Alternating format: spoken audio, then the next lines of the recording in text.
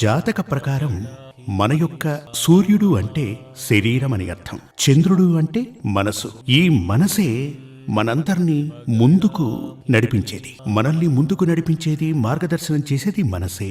ఆ మనసు కొన్ని సందర్భాలలో మనల్ని పలు రకాలైనటువంటి దోషాలు చేసేలా పురిగొల్పుతుంది. కొన్ని సందర్భాల్లో చాలా గొప్ప స్థాయికి చేరుస్తుంది. ఇలా చూడండి, మీ ఇంట్లో మీకు తెలిసినటువంటి ఒక వ్యక్తి, ఇంట్లో వ్యక్తి కావచ్చు, పక్కింటి వ్యక్తి కూడా కావచ్చు, ఉన్నట్టుండి మరణించారనుకోండి. పెద్ద వయసేవి కాదు, ఒకవేళ ఉన్నా మీలో ఒక భయం ఏర్పడుతుంది కాదు. పక్కింట్లో ఓ వ్యక్తి చనిపోయాడు. అతను చిన్న వయసులోనే, చిన్న వయసు అంటే మరీ చిన్నపిల్లాడేం కాదు, 10, 20, 30 ఏళ్ల వయసున్నవాడు చనిపోయాడు.